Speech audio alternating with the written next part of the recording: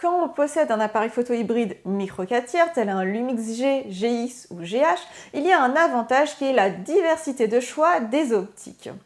Ainsi, on va pouvoir fixer des objectifs Olympus sans bague d'adaptation et avec une parfaite compatibilité en termes d'autofocus. Et ça, c'est vraiment chouette, car non seulement cela augmente la quantité de choix possibles, mais aussi et surtout les optiques Olympus, plus particulièrement la gamme Pro, sont de très beaux objectifs avec une très belle qualité optique. Voyons donc tout cela de plus près. Bonjour à tous, bienvenue sur la chaîne de Partant en voyage et blog photo Lumix.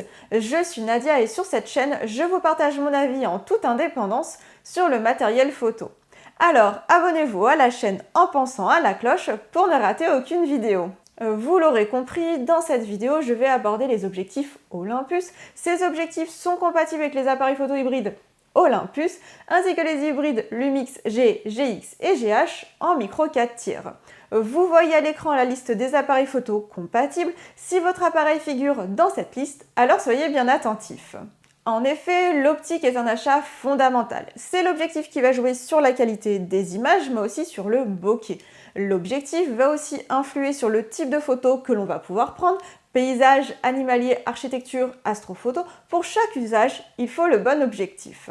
Dans ce guide, je vais donc balayer l'ensemble des optiques Olympus par pratique. Et vous allez voir, il y en a beaucoup. Mais je vous rassure, vous trouverez dans la description un sommaire pour vous concentrer sur l'usage qui vous intéresse.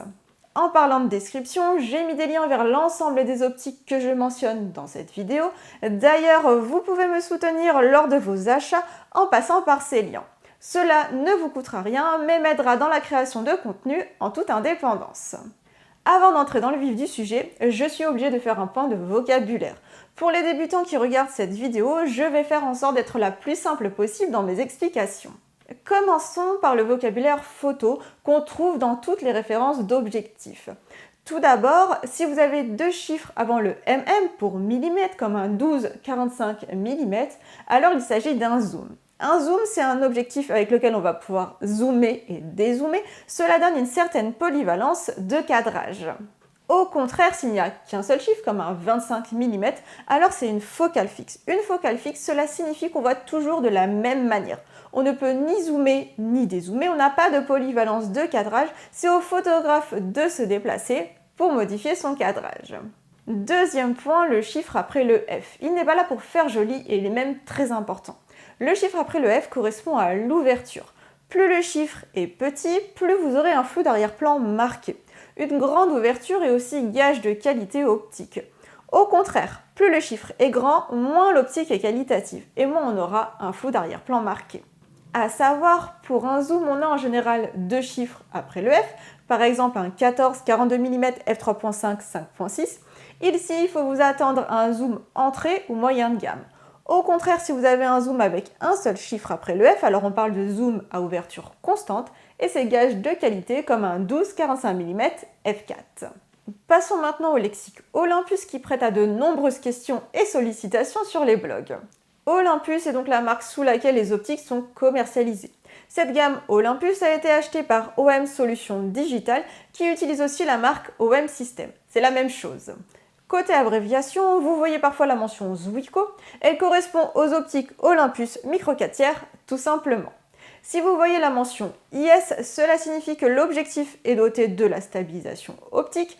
Attention, associé avec un Lumix, vous n'aurez pas de double stabilisation, capteur plus optique. Quant à la mention ED, elle signifie que l'objectif dispose de lentilles à faible dispersion pour réduire l'aberration chromatique. Concrètement, sa construction optique est plus qualitative. Chez Olympus, vous avez une gamme premium, c'est la gamme Pro. Attention, cela ne veut pas dire que seuls les professionnels peuvent les acheter. Non, non. Les objectifs Olympus Pro sont des optiques avec une très belle qualité d'image, ce qui explique leur prix élevé, mais un amateur peut tout à fait les acheter. Enfin, la mention EZ signifie que vous avez un zoom motorisé. Ainsi, vous pourrez sortir le zoom non pas en tournant la bague de zoom, mais en appuyant sur un bouton. Voilà, on en a fini avec le vocabulaire, c'était un peu long mais important. Je vais donc pouvoir balayer l'ensemble des objectifs Olympus par pratique. Je vais commencer par les zooms standards qui sont principalement pour débuter pour le voyage. Ensuite, je vais évoquer les focales fixes pour le portrait. Je vais également aborder les objectifs ultra grand angle pour l'architecture, le paysage, l'immobilier ou encore l'astrophoto. Pour la photo animalière et le sport, il faut évidemment parler des téléobjectifs. Je n'oublierai pas non plus la macrophoto et enfin les optiques pour la basse lumière. Le zoom standard, c'est un peu l'indispensable. Quand on débute, c'est souvent un pack avec un zoom standard qu'on achète. Et ensuite, l'avantage de l'hybride, c'est qu'on va évoluer vers d'autres objectifs. Pour voyager, le zoom standard apporte une certaine polyvalence, mais vous allez voir que tous les zooms standards ne se valent pas. Un zoom standard débute classiquement à 12 ou 14 mm et va au moins jusqu'à 35 mm, voire au-delà. Quand il va plus loin, on parle de zoom standard polyvalent. Le premier zoom standard, c'est le Olympus 14-42 mm f3.5 5.6, qui est un petit zoom standard dans l'air du temps, il est léger et peu cher. On le trouve donc très souvent dans des packs pour hybrides entrée ou moyen de gamme. Son zoom, il débute à 14 mm, ce qui permet d'avoir un angle de vue large pour le paysage ou encore les photos de rue. Pour de l'architecture, il peut arriver qu'on manque de recul et un 12 mm peut être nécessaire. Son zoom, il va jusqu'à 42 mm, ce qui permet de faire des photos avec un angle de vue plus serré et même de la photo de portrait. Mais attention, son ouverture elle est seulement de f3.5 5.6, donc le flou d'arrière-plan sera peu marqué. Il s'agit ici d'un zoom entrée de gamme, d'où son prix abordable. Mais en contrepartie, la qualité optique elle est aussi moyenne. De plus, cette ouverture n'est pas idéale pour les sujets en mouvement en basse lumière. Je dis donc oui à cet objectif pour les budgets serrés, car l'intérêt de l'hybride c'est que vous pourrez changer d'objectif plus tard. Au contraire, l'Olympus 12-45 mm f4 est un objectif avec une belle qualité optique qui le rend très intéressant. Comme le précédent, cet objectif est un bon choix si vous voulez de la compacité, sauf qu'ici vous ne rognerez pas sur la qualité optique. Son autre atout, c'est qu'il débute à 12 mm, ce qui permet d'avoir un angle de vue large. Pour du paysage ou du voyage citadin, c'est donc un objectif intéressant. De plus, son zoom il va jusqu'à 45 mm pour des plans plus serrés. Voilà pourquoi c'est une optique pour la photo de rue, du lifestyle ou encore du portrait. Bon, par contre, pour le portrait, son ouverture elle est seulement de f4, ne vous attendez donc pas à un flou d'arrière-plan très marqué. Cette ouverture elle est constante et donc c'est un gage aussi de qualité optique. D'ailleurs, ce Olympus 12-45 mm f4 appartient à la gamme Pro. Je trouve donc que si vous voulez voyager léger, que vous cherchez un zoom de qualité à un prix abordable, c'est un objectif très pertinent. Avec quasiment la même plage de zoom, il existe aussi le Olympus 12-40 mm f2.8 qui est un zoom standard haut de gamme. Là encore, c'est une optique pro avec une superbe qualité d'image. Son zoom, il débute à 12 mm, ce qui est encore une fois idéal pour le paysage, l'architecture ou encore la photo de rue, et il va jusqu'à 40 mm pour des plans plus serrés et notamment des portraits. Et cette fois-ci, avec son ouverture constante de f2.8, alors on va pouvoir obtenir un joli flou d'arrière-plan. C'est le genre de zoom idéal si vous voulez une optique qui vous serve autant pour le paysage que le portrait, et c'est sûrement un des plus beaux zooms standards de la gamme Micro 4 tiers. Autant vous dire qu'il vaut largement son prix. Je précise que depuis peu, il existe un Mark II, donc une version 2, qui a exactement les mêmes qualités. La différence entre les deux tient dans la tropicalisation qui est meilleure sur le Mark II. En matière d'optique, je dis toujours qu'il est difficile de concilier polyvalence et qualité. Si on veut une grande polyvalence, on rogne souvent sur la qualité optique. Il existe pour autant un zoom standard qui me fait mentir. Il s'agit de l'incroyable Olympus 12-100 mm f4 qui est un véritable couteau suisse du voyageur. À vrai dire, rien que pour lui, ça vaut le coup d'avoir un boîtier micro 4 tiers et c'est une optique que j'aime beaucoup. Pour sa polyvalence, en premier lieu, son zoom débute à 12 mm pour des plans larges et surtout il va jusqu'à 100 mm, ce qui est idéal pour des plans serrés. Avec, on couvre toutes les pratiques photo, hormis la photo d'animaux sauvages. En dehors de cela, on n'est quasiment jamais pris au dépourvu avec cet objectif. En plus, il a une distance minimale de mise au point qui en fait une optique proxy macro très intéressante. Donc on peut aussi faire un peu de macro photo avec. Autant vous dire que je m'en suis donné à cœur joie avec cet objectif. Son deuxième atout, c'est sa qualité d'image. Il permet d'obtenir de superbes photos d'une grande netteté. Cet objectif, il a du piqué. Il faut dire que c'est un objectif de la gamme Pro avec une ouverture constante de f4. Une telle ouverture à 100 mm, ça permet un joli bokeh. C'est clairement l'objectif que je conseille à qui veut un objectif à tout faire, mais à faire bien. Si vous voulez vous contenter d'une seule optique sans rogner sur la qualité, alors c'est un excellent choix. Alors oui, son prix est élevé, mais il le mérite. L'autre zoom très polyvalent, c'est le Olympus 12 200 mm f3.5 6.3. Alors là, c'est un sacré zoom. En termes de polyvalence, il n'y a que le micro 4 tiers pour nous offrir de telles optiques. On peut en effet passer du grand angle au téléobjectif en un seul objectif. Malgré cette incroyable polyvalence, il est plutôt léger avec ses 455 grammes. En effet, il débute classiquement à 12 mm avec un angle de vue large pour le paysage ou la ville. Et il va pouvoir couvrir tous les champs de prise de vue car il va jusqu'à 200 mm. Avec, vous pourrez prendre des plans très serrés et même photographier des animaux. Pour voyager avec une seule optique, c'est l'idéal. Attention, il y a quand même un mais, ce sont ses qualités optiques. Pour l'avoir eu, il est en deçà. C'est d'autant plus vrai quand on le compare au Olympus 12 100 mm f4. De plus, avec son ouverture de f3.5 6.3, il est juste en basse lumière. Après, au pire, vous pouvez toujours acheter une focale fixe à côté pour les situations de faible luminosité. Cet objectif, je le conseille si vous cherchez une optique pour des situations où vous ne pourrez pas changer d'objectif. Si vous partez pour un séjour où changer d'optique présente un risque à cause du sable, de la poussière, de l'humidité, alors oui, c'est un choix intéressant. Enfin, sur les zooms standards, le Olympus 14 150 mm f3.5 5.6 est un zoom standard polyvalent. On le trouve aussi dans des packs avec des hybrides Olympus, il est alors intéressant pour débuter et découvrir la photo. Son zoom, il débute à 14 mm, ce qui offre un angle de vue large pour le paysage ou la photo de rue. Encore une fois, pour l'architecture, on manquera de recul parfois. A l'opposé, son zoom va jusqu'à 150 mm, ce qui permet le décadrage bien plus serré et même de la photo animalière en zoo. C'est donc polyvalent, mais son ouverture de f3.5 5.6, ça reste une optique moyenne gamme avec une qualité d'image en deçà. De plus, ne vous attendez pas à un bokeh exceptionnel. Voilà pourquoi je le conseille plutôt cette optique quand on l'achète en kit pour débuter. En résumé, je dis oui à cet objectif pour un achat en kit à moindre prix. Néanmoins, à mon avis, le meilleur zoom standard est le Olympus 12 100 mm f4 qui allie qualité et polyvalence. Si vous aimez alterner portrait et paysage sans changer d'optique, alors je conseillerais le Olympus 12 40 mm f2.8 qui vous apportera un joli flou d'arrière-plan.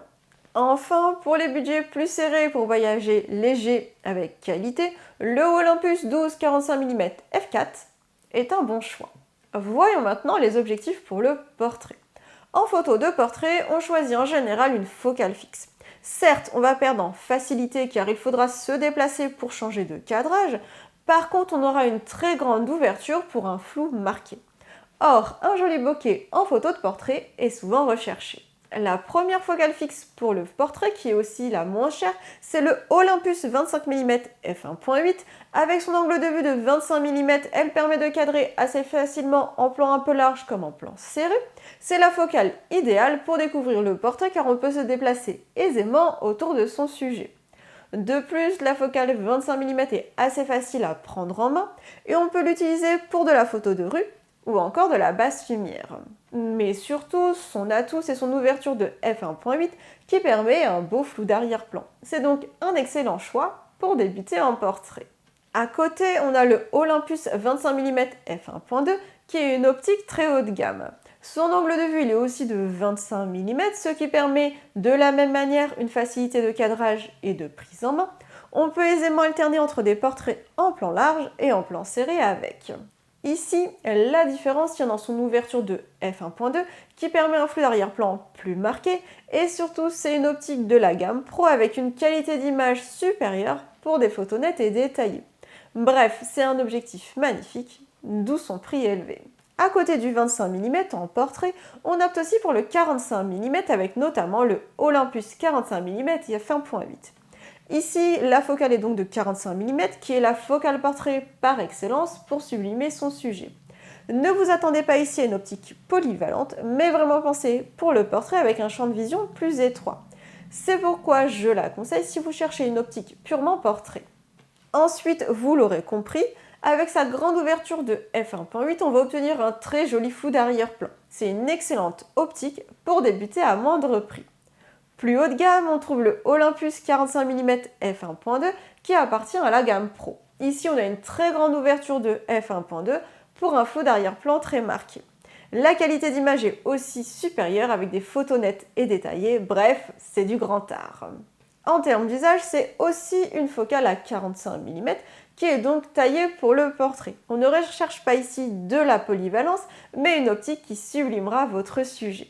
Enfin, il existe un Olympus 75 mm f1.8 qui est le seul à ce niveau de focale en micro 4 tiers. Sa focale est donc de 75 mm, ce qui permet de prendre des photos de portraits en plan serré en se tenant éloigné de son sujet. N'imaginez pas faire des photos de portrait avec chez vous dans votre intérieur. Il faut beaucoup de recul, mais quand on en a, alors on découvre une superbe optique. Pour résumer, si vous cherchez une optique pour photographier vos enfants à la maison, optez plutôt pour un 25 mm ou un 45 mm.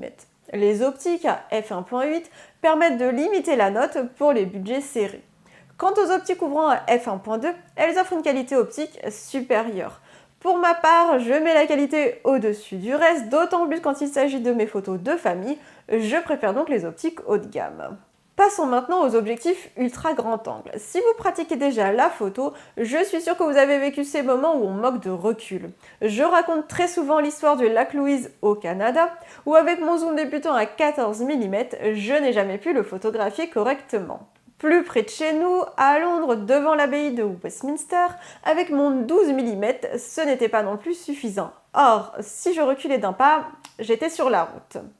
Et bien sûr, peut-être qu'en voulant vendre votre appartement ou votre maison, vous avez aussi manqué de recul. Pour toutes ces situations, on va utiliser un objectif ultra grand angle. Alors je vous le dis tout de suite, préparez votre tirelire. Un ultra grand angle, ça coûte cher. Mais en voyage, c'est indispensable à bien des égards. Depuis Londres, je ne pars jamais sans un ultra grand angle dans une grande ville, comme en montagne. L'objectif ultra grand angle qui permet l'angle de vue le plus large, c'est le Olympus 7 14 mm f2.8. En effet, il débute à 7 mm, ce qui permet un angle de vue très large. Grâce à cela, on ne manque jamais de recul. Dans une ruelle étroite, face à un bâtiment imposant ou encore devant un paysage grandiose, il est idéal. De même, pour photographier un appartement ou une chambre d'hôtel, c'est parfait, et je parle en connaissance de cause.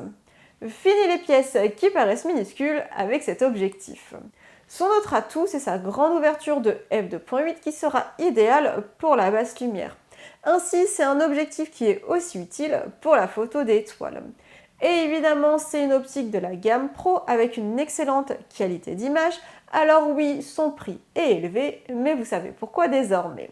Son seul défaut, à mes yeux, c'est sa lentille bombée. On ne peut pas fixer de filtre à l'avant. Pour les filtres ND ou polarisants, c'est gênant. Mais en dehors de ça, c'est un excellent objectif. Il existe aussi le Olympus 8 25 mm f4 qui est un objectif très pertinent. Son zoom il débute à 8 mm, ce qui permet un angle de vue très large qui est idéal pour les paysages, l'architecture et même l'immobilier. Sa particularité, c'est que son zoom va jusqu'à 25 mm, ce qui en fait un zoom ultra grand angle très polyvalent. Il va pouvoir servir à la photo de rue, au portrait, même si le flou ne sera pas trop marqué. Si vous voulez un ultra grand angle qui reste souvent fixé sur votre boîtier, je trouve que c'est un choix très intéressant. Côté ouverture, c'est un zoom qui a une ouverture constante de f4 qui est un véritable gage de qualité. D'ailleurs, là encore, c'est une optique de la gamme Pro. Par contre, ne vous attendez pas à des miracles sur le flou d'arrière-plan ou la basse lumière, ce n'est pas un objectif que je conseillerais pour l'astrophoto. Il n'empêche que si vous cherchez un ultra grand angle de qualité et polyvalent pour les paysages, l'architecture et l'immobilier, c'est un excellent choix. Dernier zoom ultra grand angle, c'est le Olympus 9 18 mm f4 5.6 dont l'intérêt est son prix plus abordable. Son zoom débute à 9 mm, ce qui permet un angle de vue large. Je pense que c'est une focale qui va être suffisante pour le paysage.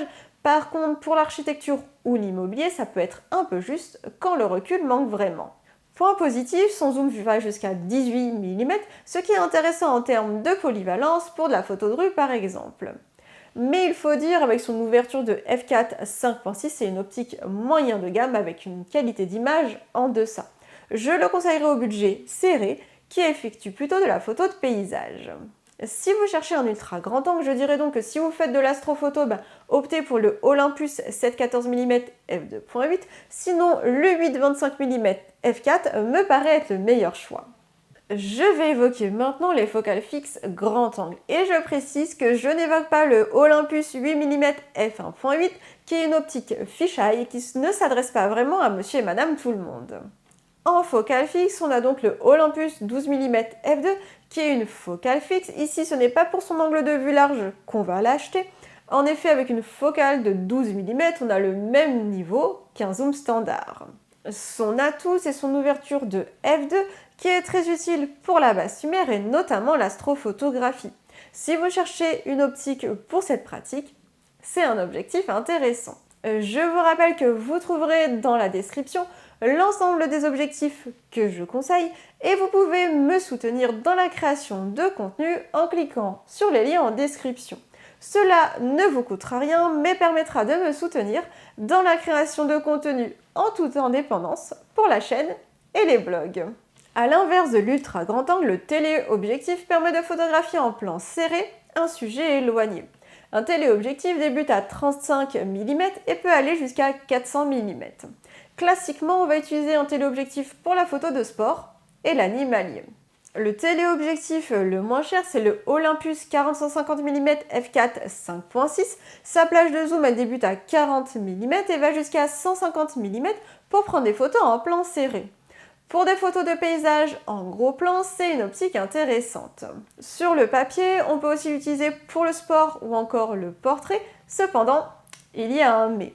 Son ouverture elle est de f4 5.6 et ce n'est pas suffisant pour obtenir un joli flou d'arrière-plan. Et pour le sport, si vous n'avez pas de bonnes conditions de lumière, ce sera aussi trop juste. Je conseille cet objectif au budget serré qui veulent un complément à leur zoom standard, mais il faut bien avoir conscience que c'est un objectif entrée de gamme avec une qualité optique en deçà. Désormais, il existe le tout nouveau Olympus 40-150 mm f4 qui est très pertinent. Tout d'abord, il est léger pour un téléobjectif. Ensuite, c'est une optique de la gamme Pro qui gage d'une excellente qualité d'image. Sa plage de zoom, elle va de 40 à 150 mm et elle est donc intéressante pour le sport et la photo animalière, même si pour la photographie d'animaux, je conseille plutôt des super zooms. C'est un objectif avec une ouverture constante de f4 pour un joli flou d'arrière-plan. Voilà un choix intermédiaire avec une excellente qualité optique que je conseillerais particulièrement aux randonneurs. Plus haut de gamme, on a le Olympus 40-150 mm f2.8 qui a une magnifique optique. Je la conseille autant pour la photographie de sport que le portrait. En termes de plage de zoom, comme les précédents, il va de 40 à 150 mm pour des photos en gros plan de sujets éloignés. Ce qui fait sa particularité, c'est sa grande ouverture de f2.8 pour un bokeh très prononcé. Voilà pourquoi on peut aussi photographier en portrait avec.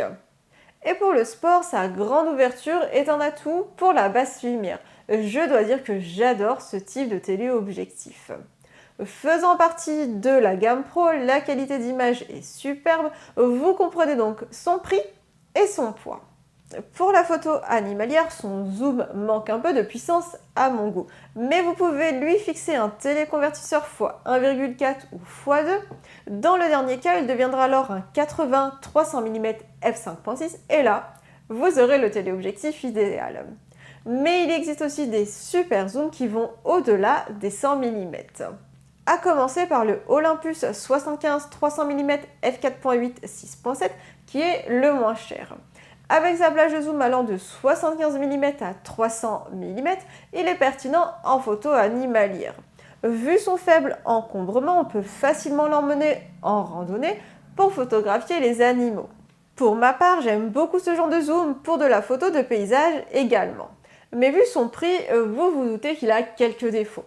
Tout d'abord, il n'est pas doté de la stabilisation optique, c'est dommage. Ensuite, son ouverture est assez moyenne, ce qui n'est pas idéal en conditions de basse lumière. Cela reste un super zoom abordable pour les budgets serrés. Plus lourd et plus cher, on trouve le Olympus 100-400 mm f5 6.3 qui est un excellent super zoom. Son premier atout, c'est sa grande puissance de zoom qui va de 100 mm à 400 mm. C'est l'optique idéale pour la photographie animalière car vous pourrez photographier en gros plan des sujets éloignés.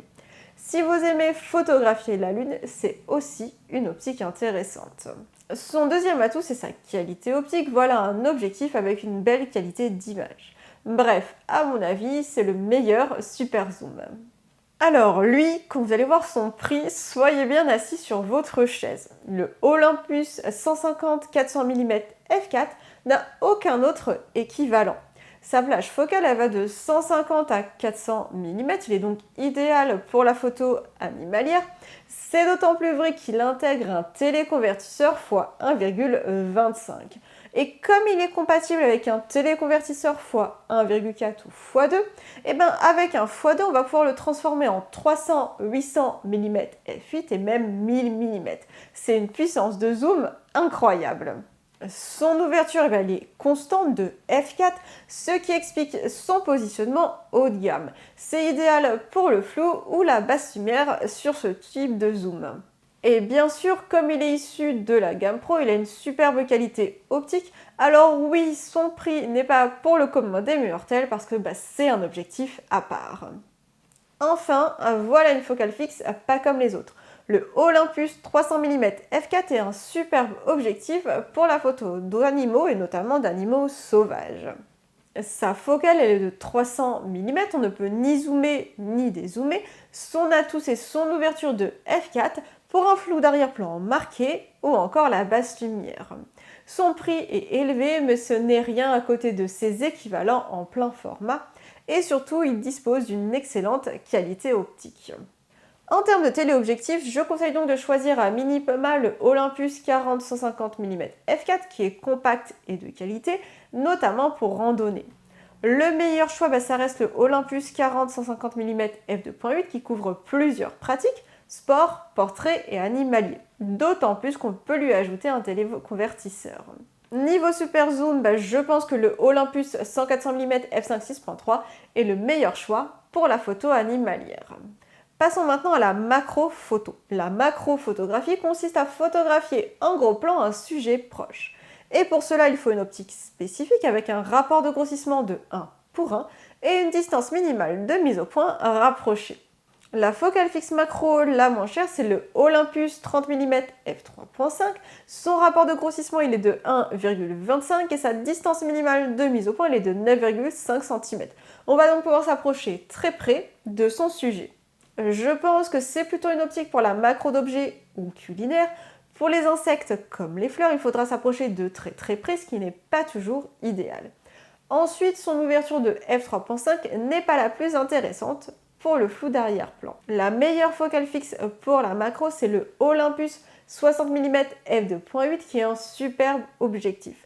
Son rapport de grossissement il est de 1:1 et sa distance minimale de mise au point elle est de 19 cm. Quant à son ouverture, elle est de f2.8 pour un joli flou d'arrière-plan. Pour ma part, c'est la focale fixe que je conseille et que j'apprécie pour la macro de fleurs ou d'insectes. Ce Olympus a en plus une excellente qualité optique. Last but not least, les optiques pour la photo de rue ou encore la basse lumière et même la photo lifestyle. Pour ce genre de pratique, on choisit une focale fixe avec un angle de vue large, mais pas trop, et une grande ouverture pour la basse lumière. Tout d'abord, il existe le Olympus 17 mm f1.8 au prix abordable. Sa focale à 17 mm est idéale pour voir large, mais pas trop, et ainsi situer le sujet dans son contexte. Photographes de rue ou même de paysage apprécieront cet objectif. Sa particularité, c'est son ouverture de f1.8 qui sera idéale pour la basse lumière ou un joli flou d'arrière-plan. L'autre focale fixe avec la même focale mais plus haut de gamme, c'est le Olympus 17 mm f1.2 qui est une superbe optique. Issue de la gamme Pro, sa qualité optique est excellente. Sa focale est donc de 17 mm, ce qui permet un angle de vue large mais pas trop pour le paysage, la photo de rue, le portrait en laissant de la place au contexte. mais surtout sa très grande ouverture de f1.2 est idéale pour le flou d'arrière-plan très marqué ou la basse lumière. Enfin, il existe aussi un Olympus 20 mm f1.4 qui est une optique à la fois pour la basse lumière mais qui peut aussi servir au portrait. Sa focale elle est de 20 mm, c'est assez large, mais on peut aussi photographier des portraits en plan large et en plan un petit peu plus serré. Ensuite, sa grande ouverture de f1.4 va permettre un joli flou d'arrière-plan et de photographier en basse lumière. Je vous conseille aussi cette optique si vous cherchez une belle qualité d'image à un prix plus abordable que le 17 mm f1.2. Voilà, vous savez tout des objectifs Olympus en fonction de votre pratique. Je rappelle ici que ce sont des objectifs compatibles avec les hybrides Olympus et les Lumix G, GX, GH, c'est-à-dire ce capteur micro 4 tiers. Vous trouverez dans la description toutes les optiques évoquées pour faire votre choix. Et je vous rappelle que vous pouvez me soutenir en passant par les liens de la description lorsque vous achetez votre matériel photo. Cela ne vous coûtera rien, mais permettra de me soutenir dans la création de contenu pour les blogs et la chaîne, en toute indépendance évidemment. Cette vidéo est maintenant terminée, j'espère qu'elle vous aura plu. Je compte sur vous pour laisser un pouce vers le haut ou un commentaire si vous avez des questions. Abonnez-vous à la chaîne en pensant à la cloche.